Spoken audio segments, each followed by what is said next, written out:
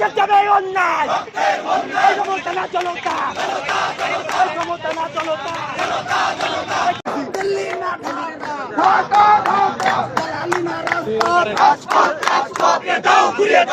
আজকে 6 মাস পরেও যদি আওয়ামী এমপির বাড়ি থেকে 30-35 জন একসাথে গুলি হাতে গুলি করতে পারে তাহলে দেশের অবস্থা কি আপনারা সেটা চিন্তা করেন। এইরকম অবস্থার জন্য সাভারে হামলা হয়েছে, বিকাশিতের এলাকায় হামলা হয়েছে। এগুলো কোথায়? এই আওয়ামী লীগ মানে আওয়ামী লীগ এখন এই সন্ত্রাসী তো সন্ত্রাসী চিহ্নিত সন্ত্রাসী, এদের বিরুদ্ধে কেন অভিযান চলছে না? অস্ত্র উদ্ধার করতে এই উপদেষ্টার এই প্রশাসনের ম্যাজিস্ট্রেসি পাওয়ার দেওয়া হয়েছে সামরিক বাহিনীকে। সামরিক বাহিনী ম্যাজিস্ট্রেসি পাওয়ার নিয়ে কি করছে তারা? আসলে সন্ত্রাসী রাজীব এবং তার সাঙ্গপাঙ্গরা, সেই সাথে সমর তার সাঙ্গপাঙ্গরা মিলে অ্যাটাক করেছে। সেখানে আমার আপন ভাই পর্যন্ত আহত হয়েছে। আপনারা দেখতে পেয়েছেন জুলাই গণ অভ্যুত্থানের প্রত্যেকটি শিশু সন্তানকে টার্গেট করে করে হামলা করছে এরা। স্বরাষ্ট্র উপদেষ্টাকে আমরা হুঁশিয়ারি করে বলে দিতে চাই, এই চেয়ার শহীদের রক্তের উপর পাড়া দিয়ে আপনি এই চেয়ারে বসেছেন। এই চেয়ার থেকে আমরা স্বরাষ্ট্র উপদেষ্টা আসাদুজ্জামান খান কামালকে লাত্তি মেরে হটাইছি। আপনাকে হটাইতে কিন্তু আমাদের 2 মিনিট সময় লাগবে না। আসসালামু আলাইকুম সুপ্রদর্শক, গতকাল রাতে সমন্বয়ক এবং ছাত্র জনতার উপরে গুলি চালিয়েছে আওয়ামী লীগ। গতকাল রাতে সাভারে ছাত্র জনতার উপরে প্রকাশ্যে গুলি চালিয়েছে আওয়ামী লীগের নেতারা। এখনো পর্যন্ত আওয়ামী সন্ত্রাসীদের হাতে কি করে গুলি রয়েছে, বন্দুক রয়েছে, পিস্তল রয়েছে, এটি জানতে চেয়েছেন বাংলাদেশের ছাত্র জনতা পুলিশ প্রশাসনের কাছে। তারা কি করছে? এই হামলার প্রতিবাদে গতকাল রাতে সাভারে ছাত্র জনতা অবস্থান করেছিল এবং রাত 3টার সময় সমন্বয়ক এবং বর্তমান উপদেষ্টা আসিফ মাহমুদ এসে তাদের গ্রেফতার এবং বিচারের আশ্বাস দেন। সুপ্রদর্শক, আমরা দেখে আসবো বিস্তারিত। 6 মাসের মধ্যে অস্ত্র কয়টা অস্ত্র এই যে আওয়ামী সন্ত্রাসীদের হাতে এতগুলো অস্ত্র আমি বিভিন্নভাবে স্বরাষ্ট্র মন্ত্রণালয় করেছি। সেখানে একটা জনদস্যু সে নিজে শাসন করতে, তার আলাদা রাজ্য ছিল, ওখানে কোনো প্রশাসন ব্যবস্থা ছিল। তাদের প্রতিটা মানুষের হাতে গুলি, তাদের প্রতিটা মানুষের হাতে অস্ত্র। আমরা যখন দেখেছি হচ্ছে, আমি বারবার বলেছি, সংসদে বলেছি, বিভিন্ন জায়গায় বলেছি যে প্রতিটা ইউনিয়ন পরিষদ নির্বাচনের সময় দেখেছি যারাই মিছিল করেছে তাদের প্রত্যেকের হাতে এক একটা বগিটা বলে লম্বা লম্বা আছে, একটা অস্ত্র উদ্ধার হয় নাই। নেভি ক্যাম্পের পাশেই হচ্ছে আপনার হচ্ছে মোহাম্মদ আলী, সন্ত্রাসী মোহাম্মদ আলীর বাসা। নেভি ক্যাম্প থেকে 3-4 মিনিটের পথের পরে বাসা। সেখান থেকে মোহাম্মদ আলীকে অ্যারেস্ট করা হয়েছে, কিন্তু সেই জায়গায় সিরিয়ালা করা হয় নাই। সেটার ভিতরে আজকে যখন ছাত্র জনতা শেখ হাসিনার বাসনের প্রতিবাদে ছাত্র জনতা যখন মিছিল করছিল, নিরস্ত্র ছাত্র জনতা তাদের উপর গুলি করেছে।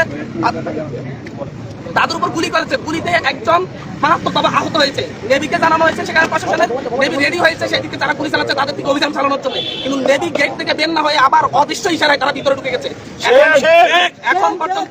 এখন পর্যন্ত সেখানে মানুষের উপর গুলি চালানো হচ্ছে রাস্তায় অবস্থান করে, এবং শেখ হাসিনার নামে স্লোগান হচ্ছে, সেখানে বসে বসে মোহাম্মদ আলীর নামে স্লোগান হচ্ছে একটা সন্ত্রাসীর নামে। তাহলে এদেরকে যারা এছাড়ভুক্ত আসামি তাদের পর্যন্ত অ্যারেস্ট করা হয় নাই, যারা হত্যা মামলার আসামি বিভিন্ন কারণে তাদের অ্যারেস্ট করা হয় নাই। তাহলে স্বরাষ্ট্র উপদেষ্টা করছেটা কি বাংলাদেশে?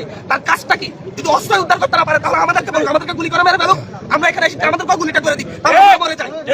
যদি আওয়ামী লীগের হাতে অস্ত্র থাকে তাহলে আমরা জীবিত থেকে লাভ নেই, আমাদেরও মরে যাওয়া উচিত। আমরা এখানে এসেছি স্বরাষ্ট্র উপদেষ্টা বলতে হবে যে হচ্ছে আজকে রাতের মধ্যে সারা দেশে তারা অস্ত্র অভিযান শুরু করবে। সেটা যার হাতে অস্ত্র হোক, যে দলের হাতে অস্ত্র হোক, গুলি এগুলো উদ্ধার করতে হবে। যে কোনো সময় তারা এই দেশের মানুষের বিরুদ্ধে ব্যবহৃত হতে পারে। আজকে আমার ভাই আহত হয়েছে, যে কোনো একজন, তার মধ্যে 4 জন আহত হয়েছে, একদম গুলিবিদ্ধ আছে।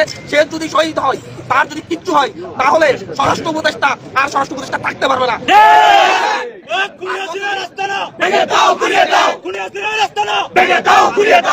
আজকে 6 মাস পরেও যদি আওয়ামী এমপির বাড়ি থেকে 30-35 জন একসাথে গুলি হাতে গুলি করতে পারে তাহলে দেশের অবস্থা কি আপনারা সেটা চিন্তা করেন।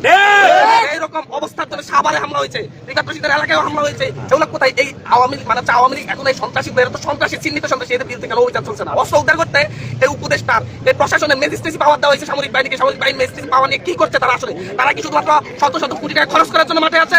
তারা যে আমার এলাকায় গিয়ে তারা যে 1-150 জন পোস্ট নিয়ে তারা অবস্থান করছে, এটা ভাড়া দিচ্ছে, বিদ্যুৎ বিল দিচ্ছে, প্রতিদিন খাচ্ছে, এগুলো কেন হচ্ছে? যদি একটা অস্ত্র উদ্ধার করতে পারে তারা আজ পর্যন্ত 10টা অস্ত্র উদ্ধার করছে, এরকম একটা নিউজ দেখা। আমরা এখানে অবস্থান করব এবং হচ্ছে স্বরাষ্ট্র উপদেষ্টাকে অবশ্যই এসে গিয়ে বলতে হবে যে হচ্ছে সে অস্ত্র অভিযান শুরু করবে। আমরা পুরো আমি জানি না, আমরা মনে করি আওয়ামী লীগের পুরো অস্ত্র থাকতে পারবে না, প্রত্যেকটা সন্ত্রাসী অ্যারেস্ট করতে হবে। অস্ত্র অভিযান করতে 6 মাসে এমন কি সমস্যা হয়েছে যে অস্ত্র উদ্ধার করা হয় না বাংলাদেশে? আমি স্বরাষ্ট্র উপদেষ্টার সাথে কথা বলেছি, স্বরাষ্ট্র উপদেষ্টাকে ফোন দিয়েছি, উনি ফোন ধরেন নাই। উনি হয়তো এই সময় ঘুমাচ্ছেন, ওনারা এসি রুমে ঘুমানোর জন্য ওনারা উপদেষ্টা হয়েছেন এই রক্তের উপর। লজ্জার নির্লজ্জ অবস্থা কিছু হয়নি। আমি বারবার রিকোয়েস্ট করেছি যে আমার এখানে এত অস্ত্র, আপনার অস্ত্রগুলো উদ্ধার করেন। আজ পর্যন্ত কোনো একটা যৌথ অভিযান চালানো হয়নি। বলা হয় যে মাদক যদি হাতে থাকে তাহলে আপনি বলেন, অস্ত্র যদি হাতে থাকে, আপনি যদি অস্ত্র চোখে দেখে থাকেন তাহলে এসে লিখিত দিয়ে বলেন যে আমি অমুকের হাতে অস্ত্র চোখে দেখেছি, তাহলে আমরা তাকে অ্যারেস্ট করতে পারবো। এরা অ্যারেস্ট করতে পারবো না, মানে ওনাকে হাতে ধরেও তুলে দিতে হবে। অস্ত্র নিয়ে মানুষ ঘুরবে মনে হয়, এর সাথে নির্লজ্জ তার কিছু নেই। জি, আমরা অবস্থান করছি। আচ্ছা, সাভারে যে ঘটনাটা ঘটেছে সেটা হলো গিয়ে সাভারের চিহ্নিত সন্ত্রাসী ভূমিদস্যু, এবং আপনারা জানেন যে তার আসলে ব্যাড রেকর্ডের শেষ নাই। আমরা যদি তালিকা করতে যাই, আওয়ামী লীগের আমলেও তার শত শত প্রতিবেদন নিউজ এসেছে। সাভারের সন্ত্রাসী রাজীব এবং সমর, এদের বাড়িকে, এদের এলাকাকে এরা এখনো আরেকটা গোপালগঞ্জ করে তুলেছে। আমরা দেখতে পেয়েছিলাম, আমরা যখন খবর পাই কালকে শেখ হাসিনা যখন বলেছে ছাত্র জনতার উপর ওই ফ্যাসিস্ট হাসিনা ভাষণ দেবে, তখন আপনারা দেখেছেন সংক্ষুব্ধ ছাত্র জনতারা আর প্রতিবাদ করে তুলেছে। ধানমন্ডি 32 তার উদাহরণ। সেই দেশে সারা দেশেই যেখানে যেখানে আওয়ামী সন্ত্রাসীরা এখনো ঘাপটি মেরে বসে আছে, সেইখানে কিন্তু ছাত্র জনতারা প্রতিরোধ গড়ে তুলেছে। তারই একটি প্রেক্ষাপটের ভিত্তিতে আইন শৃঙ্খলা বাহিনীকেও জানিয়ে সাভারের ছাত্র জনতারা যেইখানের ভিতরে একটি গোপালগঞ্জ করে তোলা হয়েছে, সেই রাজীবের বাড়িতে ছাত্র জনতা যায় এবং সেখানে প্রতিবাদ কর্মসূচি নেয়। সেই প্রতিবাদ কর্মসূচিতে সন্ত্রাসী রাজীব এবং তার সাঙ্গপাঙ্গরা, সেই সাথে সমর তার সাঙ্গপাঙ্গরা মিলে অ্যাটাক করেছে। সেখানে আমার আপন ভাই পর্যন্ত আহত হয়েছে।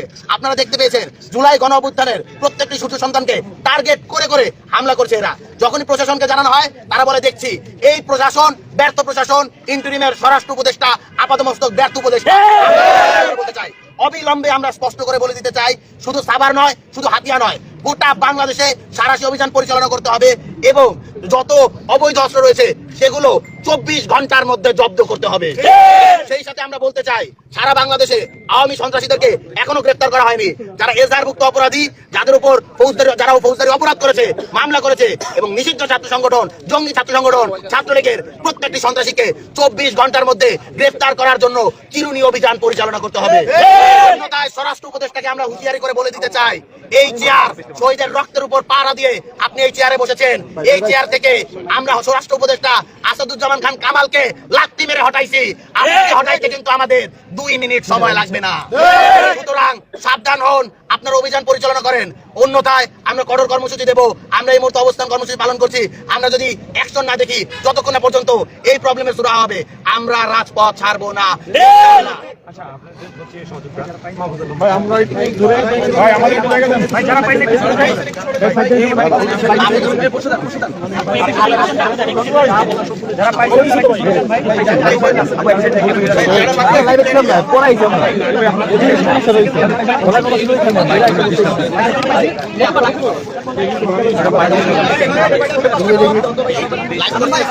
চলতেছে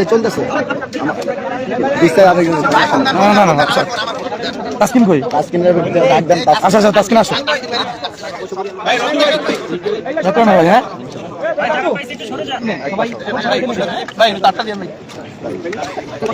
তাসকিন, হ্যাঁ ওকে ওকে ওকে।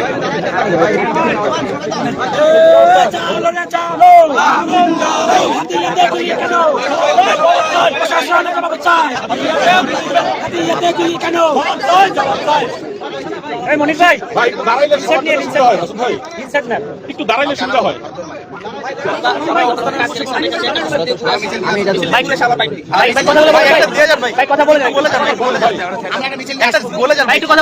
অনেকগুলো ইভেন্ট আছে, আরো 3-4 জায়গায় হলো আগুন টাগুন কিছু, আমাদের দায়িত্ব হবে ভাই, বুঝছেন? একটু মনে করে একটু দাঁড়ায় বললে ভাই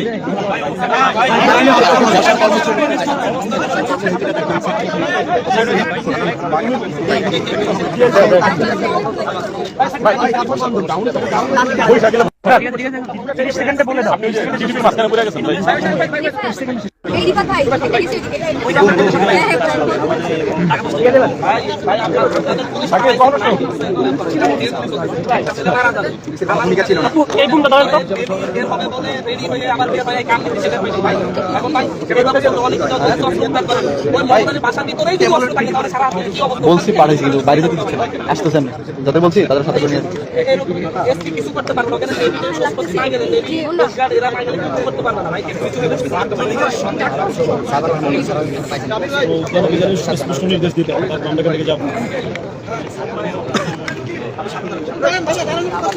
না না থাকুক, সমস্যা নাই, থাকুক।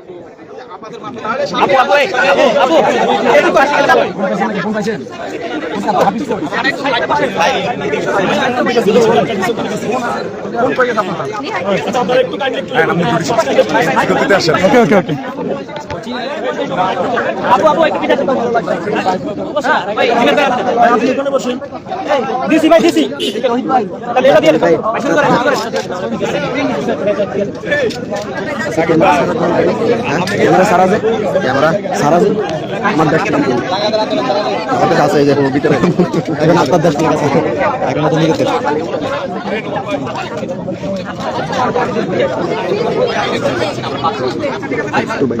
বুঝলেই হবে, বুঝলেই হবে। ভাই দেখেন হচ্ছে অভ্যুত্থান হয়েছে 6 মাস গিয়েছে, 6 মাস যাওয়ার পরেও সারা দেশে কোনো অস্ত্র অভিযান চালানো হয় নাই। আমার জন্মভূমি হাতিয়ার দ্বীপ একটা চর, যেখানে আপনার একজন ডাকাত জলদস্যু, আত্মশিক্ষিত জলদস্যু দীর্ঘ সময় ধরে শোষণ করেছে, শাসন করেছে, অত্যাচার করেছে, নির্যাতন করেছে, শত মানুষকে হত্যা করেছে ওই এলাকা। সেখানে বিষয়ে আমি গত কয়েক মাস যাবত উপদেষ্টাদেরকে বিভিন্নভাবে বলছি যে ওখানে একটি অস্ত্র অভিযান চালানো হোক, কিন্তু তারা কোনো অস্ত্র অভিযান চালাই নাই। আজকে শেখ হাসিনার ভাষণের প্রতিবাদে সাধারণ শিক্ষার্থীরা যখন মিছিল শুরু করে, যখন সাবেক এমপির বাসভবনের সামনে দিয়ে যেতে থাকে, তখন তাদের উপর লেজার লাইট ব্যবহার করে তাদেরকে চিহ্নিত করে তাদের উপর গুলি বর্ষণ করা হয়। এবং সবচাইতে বড় কথা হচ্ছে ওই বাসা থেকেই সেই সন্ত্রাসী মোহাম্মদ আলীকে গ্রেপ্তার করা হয়েছে, তাকে গ্রেপ্তার করা হয়েছে ওই বাসা থেকে, কিন্তু ওই বাসাকে সিলগালা করা হয় নাই। সেখানে বসে বসে সেই তার সন্ত্রাসীরা সন্ত্রাসী কর্মকাণ্ড চালায়। সেখানে সামরিক বাহিনীর যে ক্যাম্প আছে, সেই ক্যাম্প থেকে সেই সন্ত্রাসী বাহিনী, সেই সন্ত্রাসীর বাড়ি মাত্র 3 মিনিটের হাঁটার পথ। সেই পথে সেখানে দাঁড়িয়ে যখন হচ্ছে তাদের কাছে যদি হচ্ছে 30-35 জনের কাছে যদি শুধু গুলি থাকে এতগুলা, তাহলে আপনি চিন্তা করেন পুরো হাতিয়াতে পুরো দেশে কি পরিমাণ অস্ত্র আছে। এই অস্ত্র দিয়ে তারা আজকে 6 মাস পরেও শিক্ষার্থীদের উপর গুলি চালাতে পারে, তাহলে কেন সামরিক বাহিনীকে ম্যাজিস্ট্রেসি পাওয়া দেওয়া হয়েছে?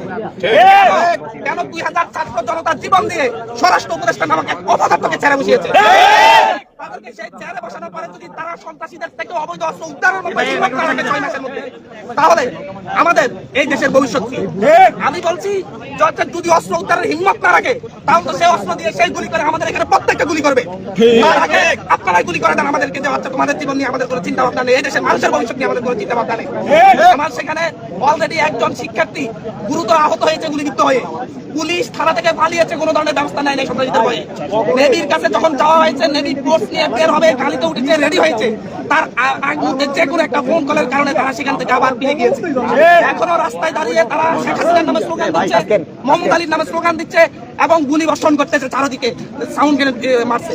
তাহলে এদের বিরুদ্ধে অ্যাকশন নিবে কে?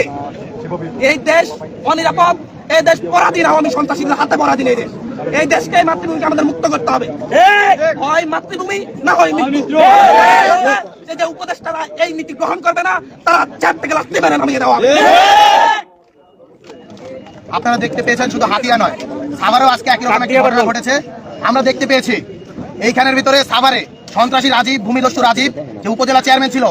আপনারা জানেন যে সাভার ঢাকা 19-এর এমপি ছিল এনামুর রহমান, কিন্তু আসলে ওখানে মুকুটহীন যে বাদশা, যে আসলে পুরোপুরি ভাবে পুরো সন্ত্রাসী সিন্ডিকেট নিয়ন্ত্রণ করতো, সেটা রাজীব এবং তার ভাই সমর। এই লোকগুলো সাভারকে কিনে রেখেছিল এবং সাভারের প্রত্যেকটি মানুষের মুখ চেপে ধরেছিল, গলা চেপে ধরেছিল, এবং এখনো তাদের থেকে সাভার মুক্ত হতে পারেনি। আজকে তারা অ্যাটাক করে আমার ভাইদেরকে, আজকে 11 থেকে 12 জন এখন পর্যন্ত আহত হয়েছে, গুরুতর আহত রয়েছে, আর অনেকের অবস্থায় আশঙ্কাজনক। আমরা স্পষ্টভাবে বলে দিতে চাই, সাভার নয়, হাতিয়া নয়, শুধু এর মাঝে সীমাবদ্ধ থাকতে হবে না। 24 ঘন্টার মধ্যে অনতি বিলম্বে সারা বাংলাদেশে সারাশি অভিযান পরিচালনা করে অবৈধ যত অস্ত্র রয়েছে সেগুলোকে উদ্ধার করতে হবে। সেই সাথে যারা কিনা এজাহারভুক্ত, যাদের উপর ফৌজদারি মামলা রয়েছে, সেই আওয়ামী লীগ এবং নিষিদ্ধ সন্ত্রাসী সংগঠন ছাত্রলীগের যেসব নেতারা এখনো হাওয়া লাগিয়ে ঘুরে বেড়াচ্ছে, তাদেরকে 24 ঘন্টার মাঝে গ্রেফতার করতে হবে। স্বরাষ্ট্র উপদেষ্টার কাজটা কি? তিনি এইখানের ভিতরে যে ঘোড়ার ঘাস কাটে নাকি অন্য কিছু করে? তাকে দেখলে মনে হয় তার কোনো ওদ নাই বোধ নাই, সে হলো গায়ে হাওয়া লাগিয়ে ঘুমায়। সে কি তার হাতে দেখতে পায় না শহীদের, 2000-এরও বেশি শহীদের রক্তের উপর পাড়া দিয়েছে উপদেষ্টা হয়েছে? তে যদি এই ছাত্রলীগকে বিচার করতে না পারে, তারা যদি আওয়ামী ফ্যাসিবাদীকে অস্ত্র কেড়ে না নিয়ে তাদেরকে জেলে ভরতে না পারে, ওই শহীদের রক্তের দাগ যে তার হাতেও লেগে আছে, শহীদের রক্ত যে তার হাতে ভরে গেছে, এই রক্ত কি সে তার হাতে দেখতে পায় না? তাকে আমরা বলে দিতে চাই, আপনি অবিলম্বে এই অভিযান চালু করুন, অন্যথায় ছাত্র জনতা আপনাকে পতনের যে অভিযান, সেই অভিযান রাজপথ থেকে পরিচালনা করবে। পরবর্তী সময়ে আইন শৃঙ্খলা বাহিনীর অনেকগুলো চ্যালেঞ্জ আছে। শেখ হাসিনা সরকার আইন শৃঙ্খলা বাহিনীকে যেভাবে জনগণের বিরুদ্ধে দাঁড় করিয়েছে, তাদের মোরাল অব্লিগেশনের কারণে তারা মাঠে সেভাবে ফিল্ডে কাজ করতে পারছে না। আমরা সেই চ্যালেঞ্জগুলো কাটিয়ে ওঠার চেষ্টা করছি। অনেকগুলো নিয়োগ প্রক্রিয়া চলমান আছে, কিন্তু একটা দীর্ঘ সময়ের যেই প্র্যাকটিস 16 বছরে যেভাবে এটাকে সাজানো হয়েছে, 6 মাসে এটাই বাস্তবতা যে সম্পূর্ণরূপে ঠিক করা সম্ভব না, কিন্তু আমরা যথাসাধ্য চেষ্টা করছি। কিন্তু আজকে যে দুইটা ঘটনা ঘটেছে, হাতিয়া এবং সাভারে, বিশেষ করে সাভারে আমাদের একক উপজেলা হিসেবে সবচেয়ে বেশি শহীদ, সেই জায়গায় এই ধরনের ঘটনায় অত্যন্ত অনভিপ্রেত। এবং আমি খবর পাওয়ার সাথে সাথেই আমাদের আইজিপি এবং আইন শৃঙ্খলা দায়িত্বে যারা আছেন সবাইকে অবগত করেছি দ্রুত অ্যাকশন নেওয়ার জন্য। আপনারা দেখেছেন যে প্রথম 3-4 মাসের তুলনায় পুলিশ যথেষ্ট অ্যাক্টিভ হয়েছে। এখন কেউ যদি মিছিল করে তাকে অ্যারেস্ট করার মতো পুলিশের অ্যাবিলিটি তৈরি হয়েছে। সুতরাং যারা এই ঘটনাগুলো ঘটিয়েছে, হাতিয়াতে গোলাগুলি এবং সাভারে হামলা করার মতো ঘটনা যারা ঘটিয়েছে, আগামীকালকের মধ্যেই তাদের বিরুদ্ধে যথাযথ ব্যবস্থা গ্রহণ করা হবে এবং আইন শৃঙ্খলা বাহিনী তাদেরকে অ্যারেস্ট করবে, এই নিশ্চয়তা আমি আপনাদেরকে দিতে চাই।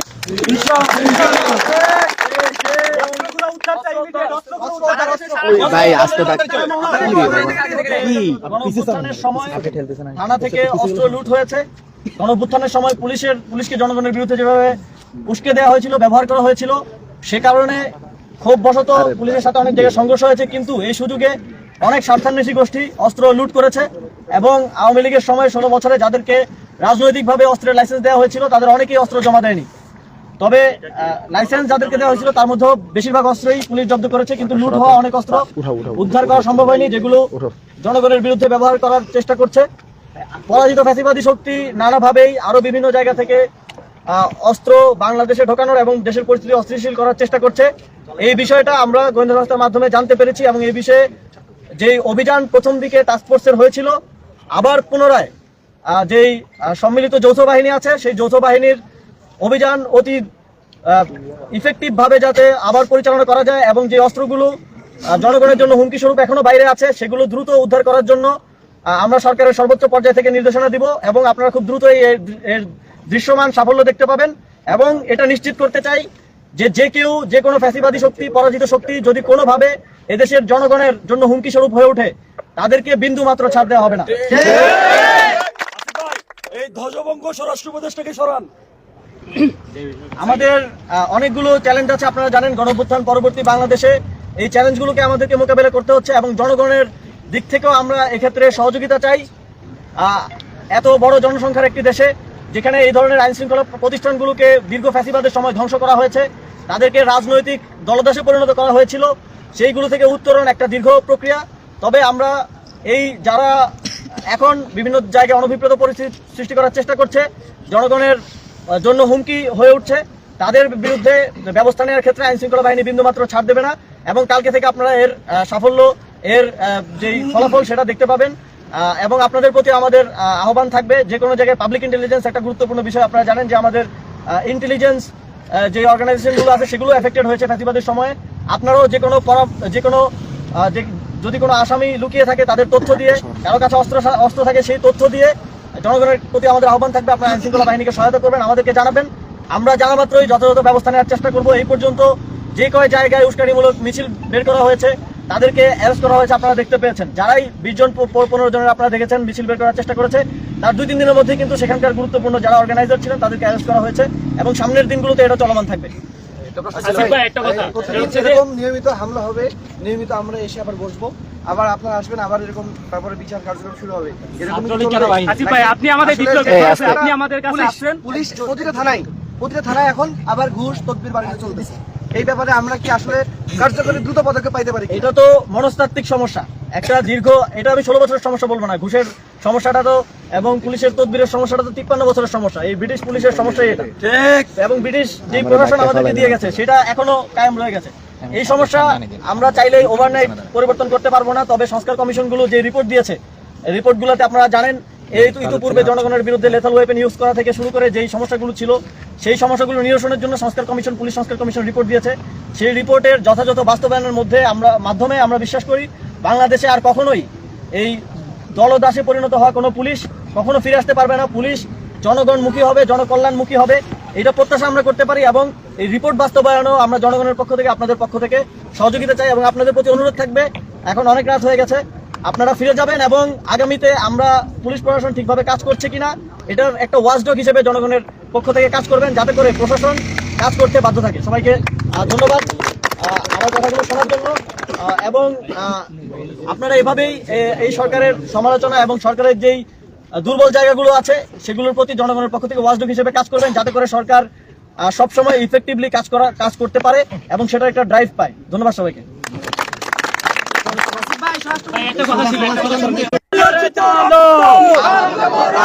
রক্তের বন্যায় হামলা কেন? সাবরে হামলা কেন? সাবরে হামলা কেন? 3 ঘন্টা আমরা বসে থাকলাম, স্বরাষ্ট্র উপদেষ্টা কেন আমাদেরকে এসে কথা বললেন? আপনি এটা কথা বললেন। আরে বাবা রে, আরে